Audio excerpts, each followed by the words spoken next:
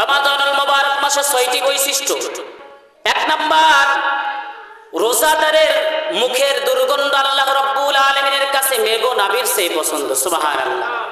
আমরা যে সারাদিন রোজা রাখি, রোজা রাখার পরে আমাদের পেট খালি থাকে, খালি থাকার কারণে ভিতর থেকে একটা দুর্গন্ধ বের হয়। এই দুর্গন্ধটা আল্লাহ রাব্বুল আলামিনের কাছে সবচেয়ে বেশি প্রিয়। সুবহানাল্লাহ। যে রাখে না ওর প্রিয় না। 2 নাম্বার, সমুদ্রের মাছ রোজাদারের জন্য দোয়া করতে থাকে এবং রোজাদারের জন্য ফেরেশতারাও প্রার্থনা করতে থাকে, আল্লাহ তাকে মাফ করে দাও। সমুদ্রের মাছ পর্যন্ত দোয়া করে রোজাদারকে, আল্লাহ তুমি মাফ করে দাও। তাহলে যদি আমরা রোজা রাখি এই বিশাল বড় দোয়ার আমরা ভাগীদার হব, নচেত আমরা হতে পারবো না। 3 নাম্বার, রোজাদারের সম্মানে আল্লাহ রাব্বুল আলামিন প্রত্যেকটা দিন জান্নাতকে সুসজ্জিত করেন। যে রোজা রাখে, ধরেন আমি রোজা রাখলাম, তাহলে আমার সম্মানে আমার যে জান্নাত রেজিস্ট্রেশন করা, এই জান্নাতকে সাজানো হবে। 4 নাম্বার, রোজাদারের রমজানে দুর্বৃত্ত শয়তানকে বন্দী করে রাখা হয়।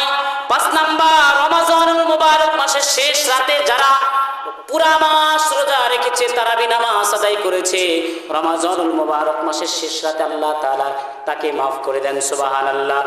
3 নাম্বার, রমাদানুল মুবারক মাস যখন এসে যায় তখন একজন ঘোষণাকারী ঘোষণা করে যে তুমি পুণ্যকামী, তুমি এগিয়ে চলো, এবং যে পাপ আকাঙ্ক্ষী তুমি নির্বৃত্ত হও।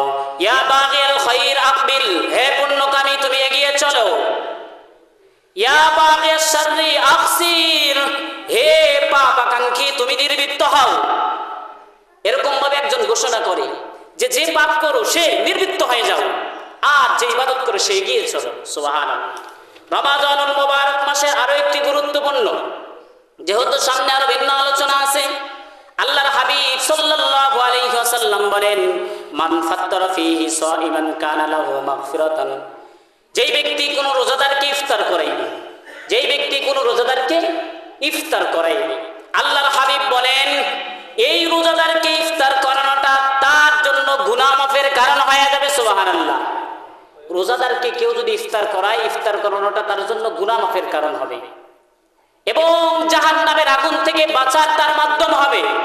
এবং যেই রোজাদারকে ইফতার করাইলো সেই রোজাদারের সমপরিমাণ, যে ইফতার করাইলো সে সমপরিমাণ সওয়াব পাইবে, কিন্তু রোজাদারের সবের ভিতরে বিন্দুমাত্র ঘাটতি হবে না।